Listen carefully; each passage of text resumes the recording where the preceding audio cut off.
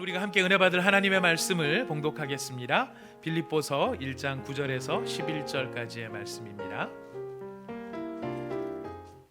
빌립보서 1장 9절에서 11절 말씀, 우리 세 절 말씀인데요. 우리 한 목소리로 함께 같이 이 말씀을 봉독하도록 하겠습니다. 우리가 함께 봉독하는 이 말씀은 지금도 살아계시는 하나님 아버지의 말씀입니다. 우리 함께 기쁨으로 이 말씀을 고백합니다. 시작. 내가 기도하노라 너희 사랑을 지식과 모든 총명으로 점점 더 풍성하게 하사 너희로 지극히 선한 것을 분별하며 또 진실하여 허물 없이 그리스도의 날까지 이르고 예수 그리스도로 말미암아 의의 열매가 가득하여 하나님의 영광과 찬송이 되기를 원하노라. 아멘. 네. 기도의 길 그리고 십자가의 능력이라는 책을 쓰신 분이 계십니다. 기도의 길, 십자가의 능력이라는 책으로 우리에게 아시는 분, 청교도 설교가로서는 참 널리 알려진 분이신데요. 사무엘 체드윅이라고 하는 분이 계십니다. 굉장히 좀 오래 전에 그 스코틀랜드에서 사셨던 스코틀랜드 목사님이신데요. 1930년대 분이십니다. 근데 이분이 이 참 굉장히 깊은 기도의 세계를 늘 체험하시고 정말 극적으로 굉장히 이렇게 좀 이렇게 어렵게 사신 분이세요. 구두수선공으로 공장에서 직공으로 그렇게 인생을 살다가 하나님 앞에 변화를 받아서 하나님이 주신 능력으로 자기가 살고 있는 부패한 도시를 완전히 새롭게 변화시킬 만큼 좀 능력 있는 사역을 하신 목사님이신데, 이 목사님 참 기도에 이 은사가 있으신 목사님이십니다. 이 목사님께서 그의 글을 통해서 이렇게 이야기를 합니다. 악마의 한 가지 관심은 그리스도인들이 기도를 하지 못하게 하는 것이다. 악마는 기도 없는 성경 공부, 기도 없는 봉사, 기도 없는 종교 의식을 결코 두려워하지 않는다. 악마는 우리의 수고를 비웃고 우리의 지혜를 조소하지만 우리가 기도할 때는 떤다. 이런 이야기를 하였습니다. 악마를 떨게 만들고 사탄을 두려움 가운데 가두는 것, 그것은 바로 하나님의 권세와 능력이 나타날 때이죠. 바로 그런 하나님의 권세와 능력이 나타나는 자리가 어떤 자리이겠습니까? 바로 우리가 기도하는 자리일 것입니다. 오늘 우리가 지난 시간까지 이 빌립보 교회의 성도들을 바라보며 감사하고 또 기쁨의 간구를 드리고 그들의 미래가 어떻게 하나님의 능력으로 완전해질지를 확신하는 이런 깊은 애정을 가지고 있는 바울이 이 빌립보 교회 성도들을 향해 이제 기도를 하기 시작합니다. 이 바울의 기도의 내용이 오늘 우리가 읽은 기도 이 본문 말씀입니다. 네, 우리가 세 절의 말씀을 읽었는데요. 이 우리 한글 성경이 이게 틀리거나 이렇게 오류가 많고 이러지는 않는데, 이 말을 번역을 해낼 때 굉장히 문장을 이어서 문장을 번역을 해가지고 우리가 바울 서신을 읽다가 보면은 처음에는 무슨 말인지 알겠는데 뒤에 가면 무슨 말인지 잘 모르겠는 그런 안타까움이 이 바울 서신에게는 좀 있는 것 같습니다. 문장 구조를 굉장히 복잡하게 만들어서 그런데 사실 핵심은 아주 단순합니다. 바울이 지금 무엇을 기도하고 있느냐면은 너희의 사랑을 풍성하게 해달라. 이것이 바울의 기도의 주제입니다. 사랑을 풍성하게 한다라고 하는 말은 원래 의미가 뭐냐면 사랑을 자라나게 하다라는 뜻입니다. 이 사랑을 풍성하게 하는데 앞에 재미있는 말이 뭐냐면 점점 더 풍성하게 해달라, 그렇게 얘기합니다. 사랑은 가만히 있고 고정되어 있는 것이 아닙니다. 어떤 옛날 그 무슨 유행가였나요? 무슨 드라마였나요? 그 사랑은 움직이는 것이야 이래갖고 히트를 쳤던 적이 있는데, 사랑은 움직이는 게 중요한 게 아니고요. 진짜 사랑은 성장하는 것이 중요한 것입니다. 계속해서 자라나는 것입니다. 근데 어떻게 자라날까? 사랑은 어떻게 자라날까요? 지금 바울의 기도를 보면은 사랑은 모든 지식과 총명으로 자라간다라고 이야기를 합니다. 근데 왜 이렇게 자라나야 하는 것일까요? 본문을 보면은 세 가지 이유 때문에 그런데요. 왜 지식과 총명으로 이 사랑이 점점 자라나야 하느냐면 너희로 지극히 선한 것이 무엇인지를 분별하도록 하기 위해서, 또 두 번째는 너희가 진실하여 허물 없이 그리스도의 날까지 이르기 위해서, 세 번째로 너희가 예수 그리스도로 말미암아 의의 열매가 가득해지기 위해서는 너희의 사랑이 자라나야만 한다는 것입니다. 사랑이 자라나야 되는 이유 여러분 본문에 다 나와 있습니다. 가장 좋은 게 뭔지를 분별하고 우리가 진실하고 허물 없이 그리스도의 날까지 이루고, 마지막 세 번째는 예수님으로 말미암아 의의 열매가 가득해지려면 우리가 지식과 총명으로 점점 우리의 사랑이 자라나야만 한다라는 것이에요. 이게 왜 중요하냐면 이렇게 자라날 때 그 결과가 바로 우리가 여호와 하나님의 영광과 찬송이 될 수 있기 때문에, 그렇기 때문에 우리는 사랑에서 자라나야 한다라는 것입니다. 이 바울의 기도의 내용, 이것을 우리가 가만히 보면은 바울이 기도하는 내용이기도 하지만 이 기도의 내용이 다 이루어졌을 때 어떤 사람이 될 것인가, 어떤 모습의 사람이 되는가라고 하는 것은 바로 우리 빌립보 교회 성도들뿐만 아니라 우리가 하나님 앞에서 궁극적으로 어떤 사람이 되어야 할 것인가 하는 것을 여기에서 알려주고 있습니다.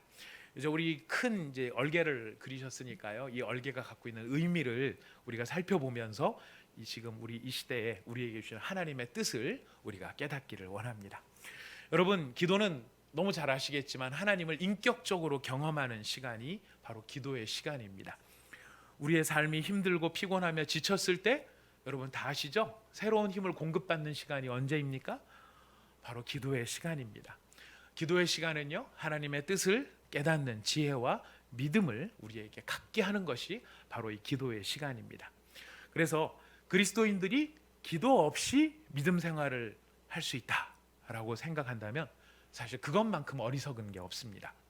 또 그것만큼 교만한 게 없습니다.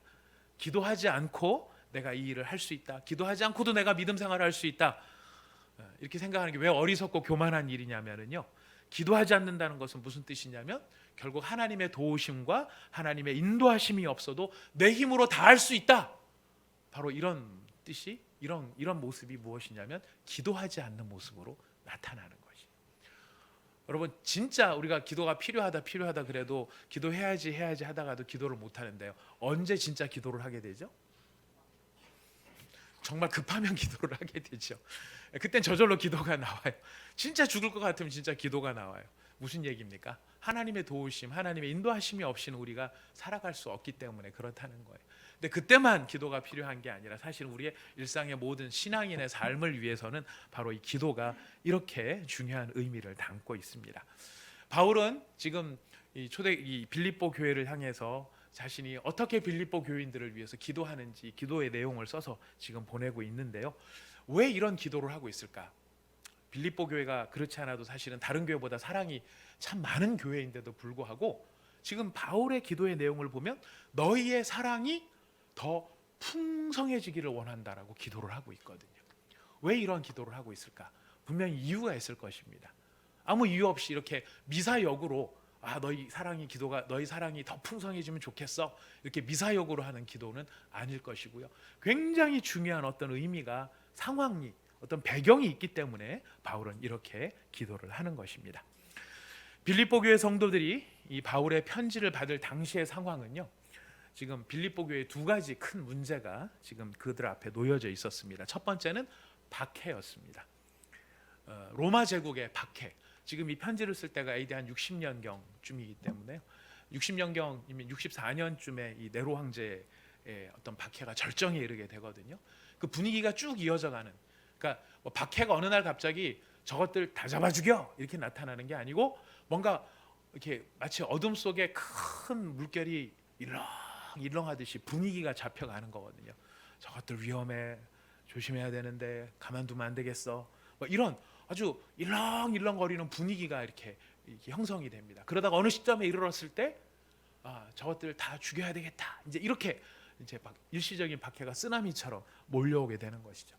이 빌립보 교회 앞에 지금 다가오고 있는 박해의 일렁거리는 그림자들, 이 물결이 서서히 그들 속에 다가오고 있었고요. 두 번째, 이 빌립보 교회가 직면하고 있는 어려움은 무엇이냐면은 이 빌립보라는 지역이 참 로마 문화가 발전한 곳입니다. 아주 특별한 도시입니다. 이 빌립보라고 하는 지역은 로마 황제에 대한 충성심이 탁월한 은퇴 군인들이 주로 많이 모여 사는 데가 이 빌립보였어요. 그리고 그러다 보니까 빌립보의 많은 문화들이, 이 제국의 문화가 이 빌립보에 쏟아져 들어오고 있었는데, 이런 로마 제국의 문화는 다분히 이 예수 그리스도를 믿는 믿음으로 새로운 피조물이 된 성도들이 살아가기에는 굉장히 도전적인 문화들이 많이 있었다라는 것이. 이 세상은 성도에게 끊임없이 타협과 항복을 요구하고 있죠. 너희들의 문화를 따라 살지 말고 세상의 방식대로 살으라고 계속해서 압력을 행사를 하고 있습니다. 이 빌립보 교회 성도들은 대부분 또 거기다가 비유대인들이 많았어요.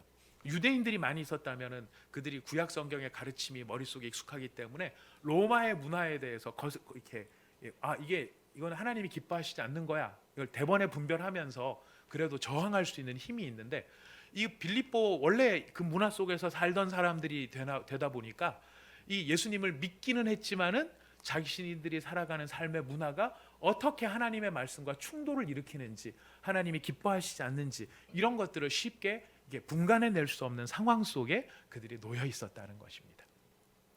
빌립보 교회 성도들을 둘러싼 박해의 위협, 또 문화적인 타협의 위기, 이런 상황 속에 지금 바울은 뭐라고 기도하느냐면은 너희의 사랑이 풍성하게 되기를 원한다.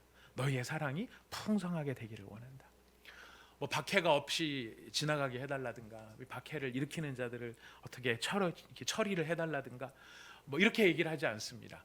희한하게도 이런 두 가지 문제 앞에 있는 빌립보 교회를 향해서 바울은 너희의 사랑이 풍성해지기를 원한다, 이렇게 기도를 하고 있어요. 왜 그럴까요? 여러분, 우리 그리스도인의 삶의 모습은 사랑과 직결되어 있습니다. 왜 그렇죠? 왜 우리 그리스도인의 삶은 사랑과 직결되어 있죠?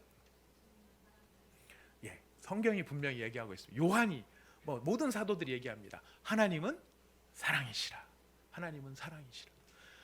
사랑의 근원이시고 하나님의 하는 모든 것들이 바로 본 사랑이시기 때문에, 또 우리가 또 구원을 받고 이렇게 자라나고 있는 것, 또 지금 이 자리에 함께 모일 수 있는 것도 하나님께서 우리를 사랑하시기 때문이 아니겠습니까?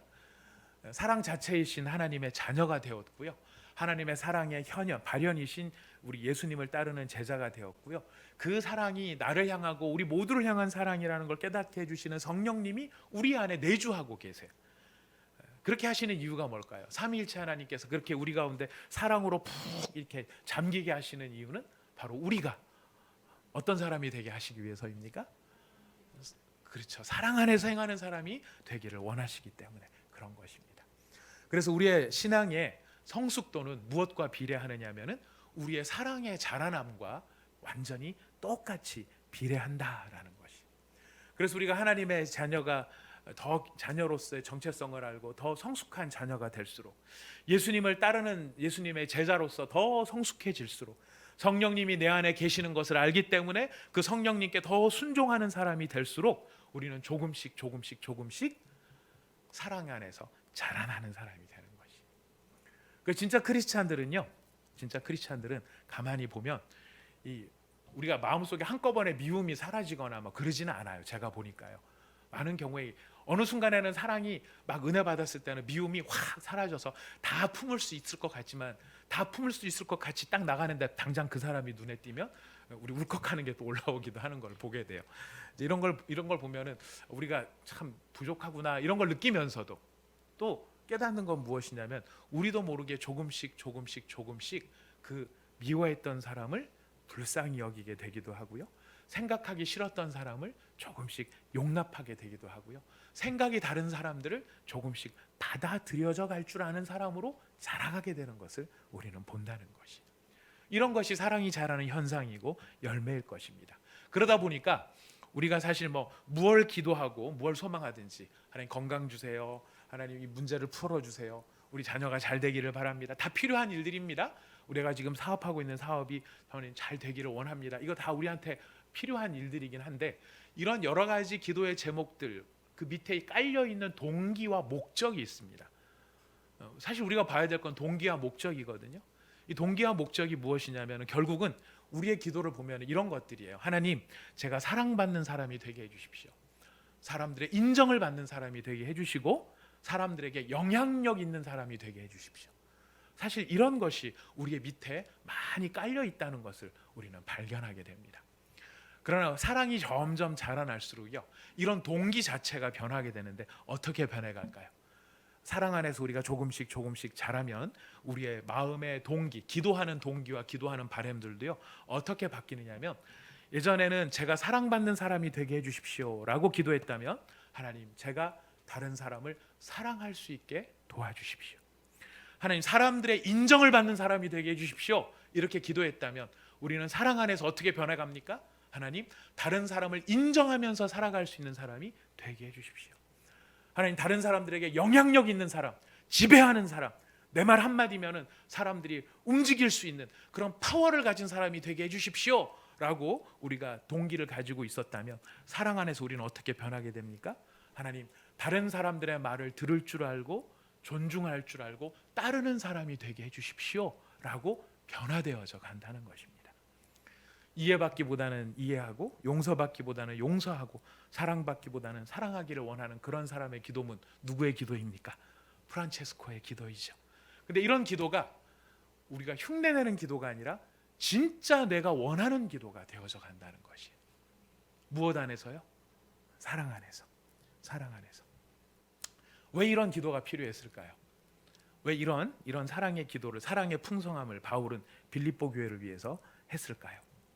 여러분 박해에 직면하고요. 박해에 직면한다는 것은 누가 나를 그냥 한마디 욕하고 지나가는 정도가 아니에요. 내 소유를 빼앗길 수도 있고요. 내가 억울하게 잡혀갈 수도 있고요. 고문을 당할 수도 있고 사랑하는 자녀들이 내 앞에서 죽어가는 것을 목격해야 될 수도 있는 심각한 일이에요. 이런 엄청난 핍박과 박해에 찾아오면 이런 박해가 앞에 놓이게 되면 어떻게 될까요?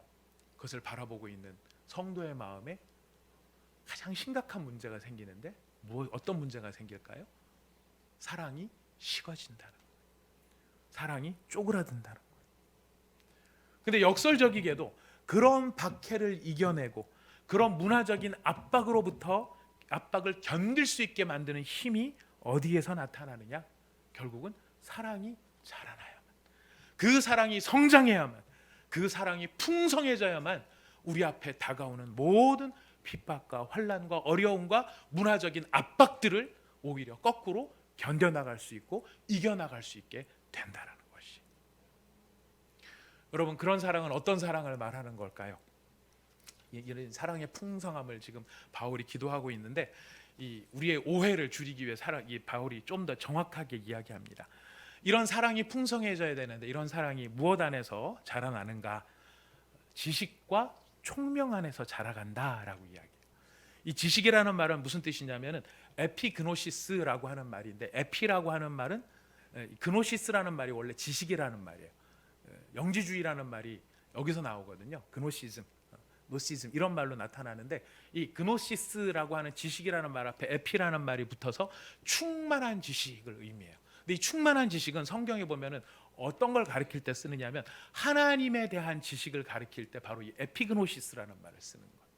그러니까 지식에 충만하라, 이 말은 무슨 뜻이냐면 하나님을 더 잘 알아가라라는 것이.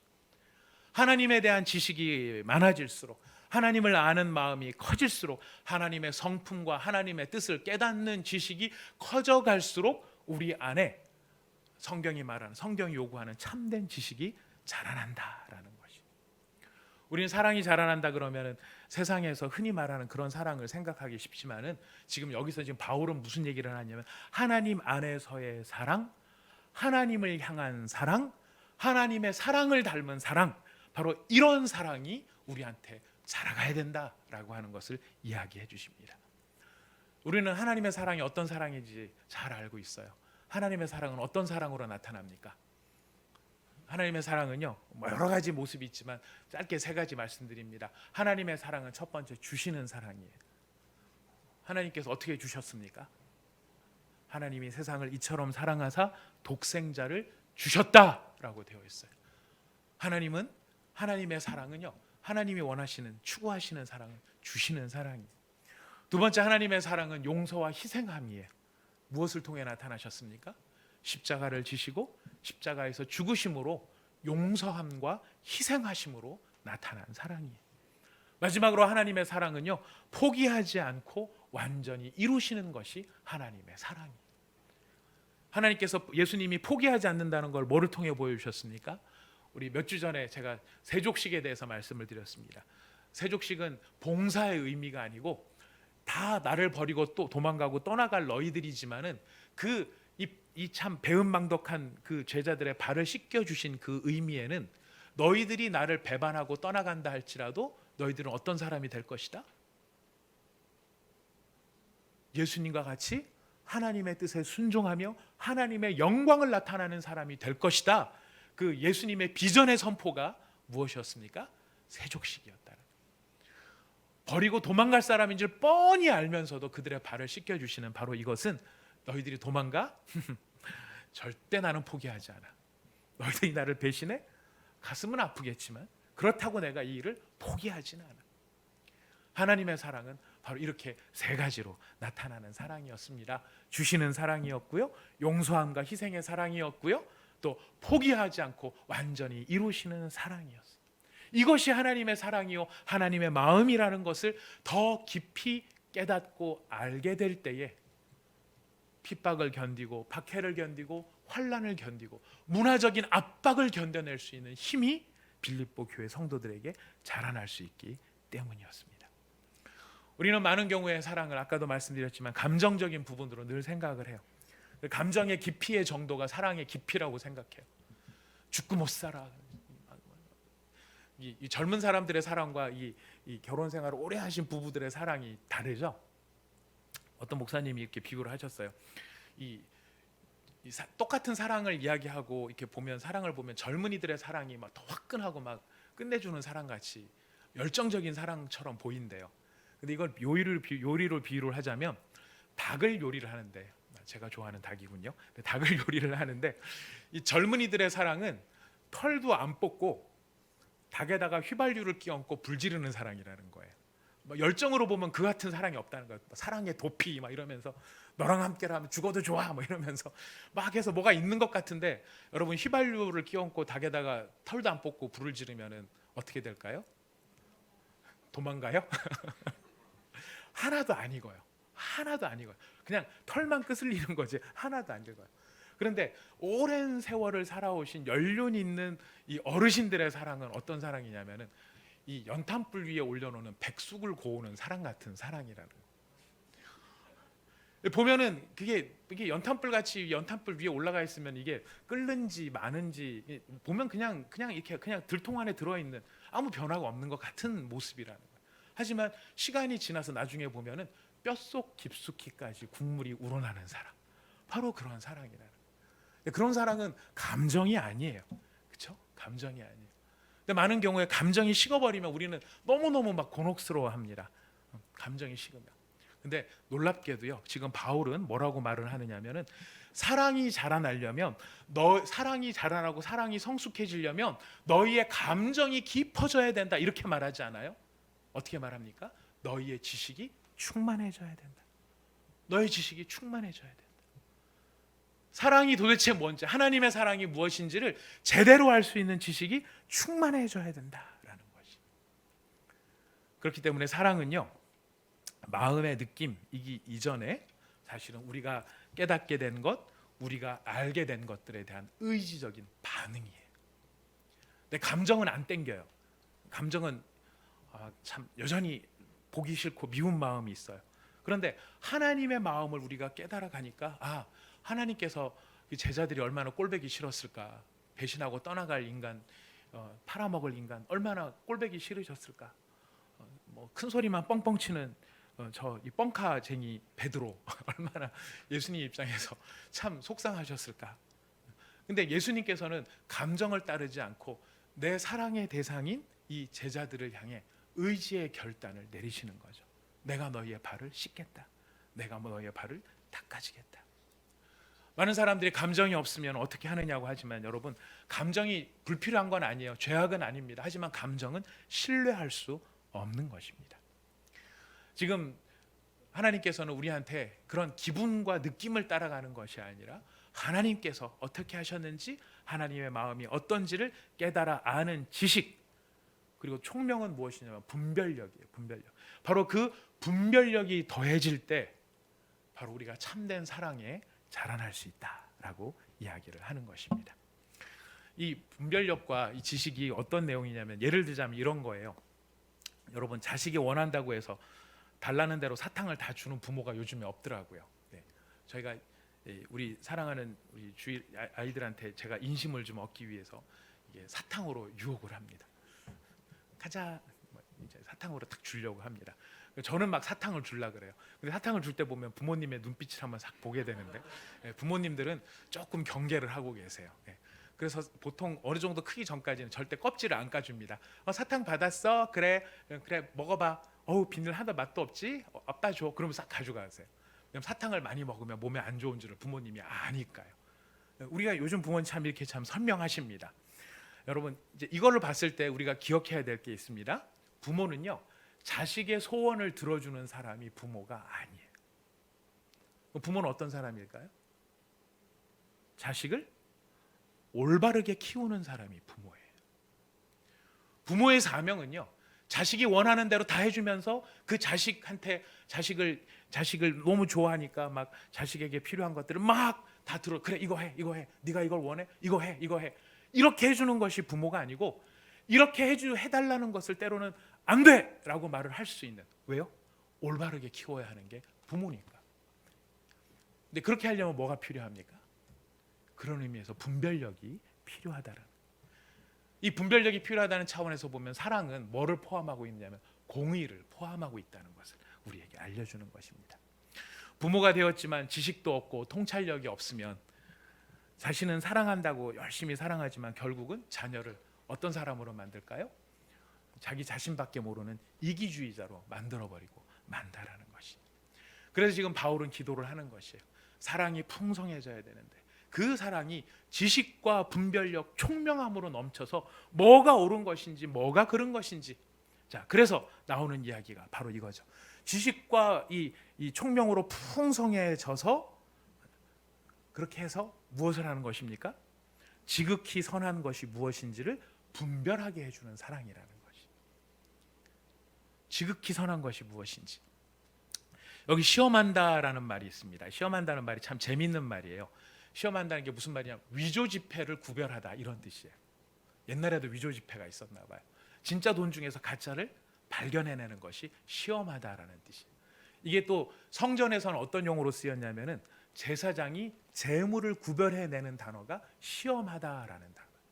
이게 하나님 앞에 제물로 드려질 만한 제물인지 아니면 이게 흠이 있는 제물인지 잘못된 제물인지 이거를 분별해내는 것이 시험하다라는 말인 것입니다.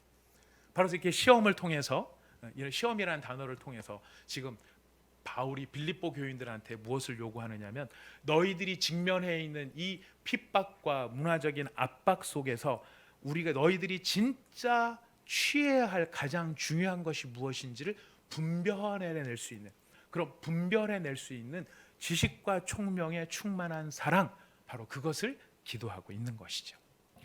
옛날뿐만 아니라 요즘도 마찬가지입니다. 요즘에 정말 참 어렵습니다. 세상 사는 게 점점 살아갈수록 어렵다고 느낍니다. 왜 어렵냐면 무엇이 선이고 무엇이 악인지 정말 구별하기가 힘들어요. 말하는 내용이나 포장된 것만 놓고 보면 다 옳아 보여요. 심지어는 교회 안에서도 이 이단이나 사이비 같은 경우 보면 굉장히 모조품도 많고 가짜도 많고 위장술도 뛰어납니다. 그래서 많은 사람이 미혹을 당합니다. 여러분 아시죠? 미혹하다. 미혹이 무슨 뜻인지 저번에 말씀드렸습니다. 미혹하다는 것, 낚시질하다라는 거예요. 진짜가 아닌데 가짜를 막 들이흔들어서 그게 진짜인 줄 알고 사람을 딱 낚아채는 거예요. 그래서 미혹당하게 되면 어떤 안타까운 일이 생기게 됩니까? 엉뚱한 것을 붙잡고 그게 진짜인 줄 알고 막 살아가요. 엉뚱한 걸 붙잡고 막 살아가는 결과가 뭐냐면 허송세월 한다는 거예요. 가장 심각한 문제는 세월을 낭비한다는 것이, 시간을 낭비한다는 것이. 지식이 없다 보니까 진짜 중요한 것이 무엇인지를 모르게 되어져서 아주 엉뚱한 것이 진짜 좋은 건 줄 알고 거기다가 막 인생을 허비하고 낭비해버리고 결과적으로 나중에 보니까 허송세월 하고 있더라는 것이. 이 미혹당하면 허송세월을 하게 됩니다. 이단에 빠진 사람들을 보면 그렇죠. 젊은 청춘의 시절, 가장 중요한 시절에 이단 교주한테 빠져가지고 그 이단 교주를 따라가느라고 자기의 모든 인생을 허비해버리는 것들을 보게 돼요. 뭐 이 청춘만 낭비되는 것이 아니죠. 우리는 정말 엉뚱한 것들 때문에 미혹을 당해서 그게 마치 우리한테 행복을 줄 수 있고 그것이 마치 우리에게 뭔가 성취감을 줄 수 있는 것 같아서 우리가 그것을 붙잡지만은 많이 미혹당하는 경우들이 있습니다. 자, 문제는 이제 이런 것들이 우리를 미혹하게 하는데 중요한 건 분별력이 있어야 되지 않습니까? 어떻게 그것을 미혹하는 것, 가짜라는 것을 알아차릴 수 있을까요? 성경이 지금 지식을 이야기하는 것은 바로 이것 때문에 그래요. 하나님을 아는 지식, 하나님이 주시는 총명, 그리고 하나님의 참된 사랑이 우리 안에 가득해야 그것을 분별해낼 수 있다라는 거예요. 왜 그럴까요? 이런 걸 분별해내는데 왜 사랑이라는 단어가 등장을 할까요? 참된 사랑, 하나님을 닮은 참된 사랑이 있으면요, 결과적으로 한마디로 말하면 어떤 현상이 생기냐면 나의 이익을 구하지 않게 돼요. 근데 여러분, 진짜 통찰력은 언제 생기냐면 나의 이익을 내려놓는 순간 우리는 진짜 이게 본질이 뭐였구나라고 하는 것을 직시하게 된다라는 거예요. 내 이익을 가지고 추구를 하게 되면은요, 내가 손해 보지 말아야지, 내가 승리해, 내가 얻어야지라고 생각을 하게 되면 우리가 그릇된 길을 가도 다 합리화하면서 가요. 내가 잘못된 길을 가고 잘못된 선택을 하는데도 불구하고 이렇게만 하면은 성공할 수 있고, 제 입장에서 얘기할 거, 이렇게 하면 부흥할 수 있어. 굉장히 중요한, 목사 입장에서 얼마나 중요하겠어요. 교회 입장에서 얼마나 중요하겠어요. 부흥할 수 있어 라고 하는, 부흥이라고 하는 명분을 놓고 보면은요, 거기에 따라 모든 게 다 합리화되어져요. 근데 부흥이라고 하는 게 왜 필요한가? 무엇을 위해서 필요한가? 누구를 위해서 필요한가? 라고 했었을 때 거기에 나의 이익이 걸려있고 내 명예가 걸려있구나 라고 하는 것을 깨닫는 순간, 그것을 이게 이 방향이 아니구나, 하나님의 사랑은 이런 사랑이 아니구나, 나의 이익을 구하는 게 아니고 남의 이익을 구하는 게 하나님의 사랑이구나, 이걸 알아서 딱 내려놓게 되면 그 순간 좋아 보였던 모든 것들이 실제로는 사실은 굉장히 허망한 일일 수도 있었다는 것을 깨닫게 된다라는 것이, 우리의 삶 안에서도 이런 부분이 필요하다고 생각합니다. 많은 경우에 우리가 그 실체를 바로 보려면 바로 하나님을 향한 하나님의 사랑을 닮은 사랑이 필요한데, 하나님의 사랑이 어떤 사랑이라고요? 나의 이익을 구하는 게 아니라 남의 이익을 구하는 사랑이, 다른 사람의 이익을 구하는 사랑으로 우리의 눈이 열리게 되어질 때 비로소 내게 좋아 보였던 많은 것들이 어떻게 허망한 것이었던 것을 우리는 발견하게 된다는 것이. 그래서 마태복음에서 예수님이 이렇게 말을 하십니다.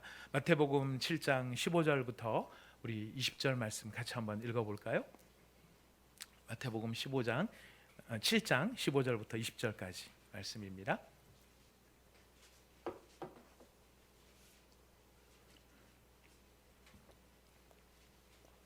마태복음 7장 15절부터 20절 말씀까지 자, 읽어봅시다. 시작. 거짓 선지자들을 삼가하라. 양의 옷을 입고 너희에게 나아오나 속에는 노략질하는 일이라. 그들의 열매로 그들을 알지니 가시나무에서 포도를 또는 엉겅퀴에서 무화과를 따겠느냐? 이와 같이 좋은 나무마다 아름다운 열매를 맺고 못된 나무가 나쁜 열매를 맺나니 좋은 나무가 나쁜 열매를 맺을 수 없고 못된 나무가 아름다운 열매를 맺을 수 없느니라. 아름다운 열매를 맺지 아니하는 나무마다 찍혀 불에 던져지느니라. 이러므로 그들의 열매로 그들을 알리라. 다가올 때 뭐로 다가온다고요? 양의 옷을 입고 다가온대요. 그래서 뭐처럼 보여요? 양처럼 보여요. 근데 속에는 뭐가 들어있어요? 이리가 들어있어요. 속이는 것이죠. 미혹하게 하는 것입니다. 근데 이게 양인지 일인지를 어떻게 알 수 있는가? 예수님은 한마디로 말씀하세요. 무엇으로 그들을 알리라? 열매로 그들을 알리라. 열매로 그들을 알리라. 굉장히 명분 있고 대단하고 엄청난, 정말 이 세상을 구하는 것처럼 막 그렇게 포장을 하고 있다 할지라도 결국 열매를 보면 아는 거예요. 말이 아니고 그들의 논리가 아니고, 그래서 만들어 놓은 열매가 뭔데, 그래서 만들어 놓은 결과가 뭔데, 그걸 보면 그들의 실체가 드러나게 된다라는 것이. 우리한테 지금 분별력이 필요한 건 뭐냐면 현혹되지 않고 미혹되지 않고 속지 말아야, 문화적인 압박에서 속지 않고 속지 않아야 되기 때문에 우리한테 분별력이 필요하고요. 두 번째로 이게 잘못된 것에 속지 않기 위해서만 필요한 게 아니라 더 중요한 게 있어요. 그건 뭐냐면 가장 선한 것이 무엇인지를 분별하고 그 일을 할 수 있어야 되기 때문에 그래요. 여러분, 예전에는 그 오르간 같은 것들이 이렇게 기억나는 게 뭐냐, 학교 올갱 같은 경우 보면 선생님이 발로 이렇게 페달을 밟아서 바람을 집어넣어 가지고 오르간 연주를 했던 것이 기억이 납니다. 근데 그 더 큰 오르간 연주회, 유럽 같은 데서 보면 연주회를 할 때, 오르간 연주회를 하면은 아예 전문적으로 그 바람을 펌프질 해주는 사람이 있었던 것 같아요. 요즘엔 뭐 완전 자동이 돼서 사람 힘을 빌릴 이유가 없겠지만 옛날에는 아마 사람 힘으로 다 그걸 한 것 같아요. 근데 중요한 연주회를 앞두고 그만 펌프질을 할 사람이 병이 들어서 나올 수가 없게 된 거예요. 근데 그 이야기를 청중들이 들었어요. 근데 그 중에서 어떤 한 사람이 나와서 제가 그 펌프질을 대신하겠습니다라고 나왔답니다.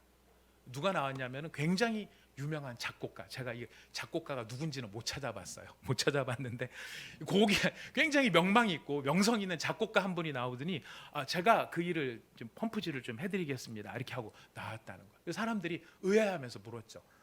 선생님 같이 고귀하시고 명성 있으신 분이 왜 그런 보잘것없고 하찮고 천한 일을 하려고 하십니까? 돈도 얼마 못 받는 아주 천한 사람들이 하는 일인데 왜 그런 일을 하려고 하십니까? 그래서 이 작곡가가 이렇게 말을 했습니다. 음악을 위해서 할 수 있는 일이라면 어떠한 일도 결코 초라하지 않습니다. 음악을 위해서 할 수 있는 일이라면 어떠한 일도 결코 초라하지 않습니다. 이런 사람을 뭐라고 해요? 진짜라고 하죠. 이런 사람을 진짜라고 합니다. 그냥 명망, 돈, 명예 이것이 아니고 정말 음악을 사랑하는데 이 음악이 이루어지려면 누군가 펌프질을 해야 된다면 나는 작곡가가 중요한 게 아니고 남들이 알아주는 작곡가가 되는 게 중요한 게 아니고 음악 연주가 될 수 있도록 그 일을 펌프질하는 그 일, 그게 내게 너무 소중한 일이다. 이거를 볼 줄 아는 사람이 진짜인 것이죠. 여러분, 우리가 예수님을 사랑한다면요, 예수님을 섬기는 일 가운데 어떤 일도 사실 결코 사소하거나 보잘것없는 일은 없는 것입니다. 그가 하는 일이 정말 초라하고 누가 알아주지 않고 뭐 그런 일을 해. 저 사람 사회 나가면 다 남들이 알아주고 인사하고 뭐 이렇게 하는 사람인데 뭐 그런 사람이 여기 와서 뭐 이렇게 이런 거나 하고 있어. 이렇게 말할지 몰라요. 그러나 그 사람이 그 일을 하는 게 아니죠. 더 중요한 걸 하고 있어요. 뭐를 하고 있습니까? 예수님을 섬기는 일을 하고 있는, 예수님을 위한 일을 하고 있는 거예요. 예수님을 위한 일을 하고 있다는 것, 바로 그 본질을 꿰뚫어 볼 수 있는 것, 그것이 무엇입니까? 지식이요, 분별력이요, 통찰력이. 그래서 가장 선한 것, 가장 좋은 것이 무엇인지를 알게 된다는 것입니다. 여러분, 우리한테 이런 분별력이 있을 수 있기를 원합니다. 우리에게 정말 이런 참된 하나님의 마음, 하나님의 사랑의 마음이 가득해서 그 사랑으로 충만해서 나의 이익이 아니라 다른 사람의 이익을 구할 수 있는 그 마음 속에 속지 않고 진짜 중요한 것을 찾아서 그 일을 지속할 수 있는 바로 그런 우리. 그래서 우리 교회 이름이 무엇입니까? 원사랑의 교회예요. 우리 이름값 해야 되지 않겠습니까? 제가 예전에 들었을 때 제일 기분 나빴던 말이 꼴값 하네 이거였거든요. 근데 생각해 보니까 참 좋은 말이에요. 꼴을 갖췄으면 그 정도 값은 하고 살아야 되지 않겠습니까? 그죠? 이 정도로 키가 크면 전등이라도 갈고 살아야 되지 않겠습니까? 꼴의 값을 해야 되듯이 우리가 이름의 값을 할 수 있어야 돼요. 이름의 값을 할 수 있어야 돼요. 그러기 위해서 지금 바울이 왜 이런 기도를 하느냐면 진실하고 허물 없이라는 말을 써요. 진실하다는 말은 무슨 뜻이냐면 원래 태양빛에 비추어서 시험하다라는 뜻인데 이게 무슨 말이냐면 옛날에 도자기를 구울 때 이 도자기에 실금이 가는 경우가 있대요. 그러면 이거를 버려야 되는데 아까우니까 실금 간 거를 밑칠 작업을 살짝 해가지고 이렇게 칠을 해놓으면은 이게 금이 갔는지 안 갔는지가 안 보인다는 거예요. 또 그걸 알아내는 방법이 뭐냐면은 이렇게 눈을 하늘 높이 들어서 태양을 비추어 보면은 태양빛이 밑칠을 해도 스며 나온다는 거예요. 그래서 아무리 밑칠을 해도 이게 태양빛이 스며 나오기 때문에 여기서 진실하다, 순결하다 이 말이 태양빛에 판단하다라는 뜻인데 이게 뭐냐면은 도자기가 금이 갔는지 안 갔는지 밑칠 해놓고 마치 금안 간 것처럼 흉내내며 살지 말라는 말이에요. 진짜 그런 사람이 되라는 것입니다. 그냥 예수 믿는 사람처럼 하지 말고 진짜 예수 믿는 사람이 되라라고 하는 것이.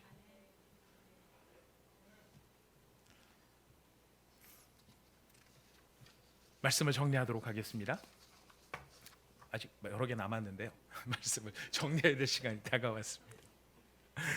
여러분, 우리 하나님께서는 우리한테 온사랑의 교회라는 이름을 주셨어요. 온전한 사랑의 교회, 사랑 위에 서 있는 교회, 따뜻한 사랑의 교회, 사랑을 지속할 수 있는 교회, 온 오프할 때 온, 그래서 사랑을 켜는 교회. 정말 뜻이 좋은데 이 뜻이 좋은 만큼 우리한테 감당해야 될 책무도 참 크다고 생각을 해요.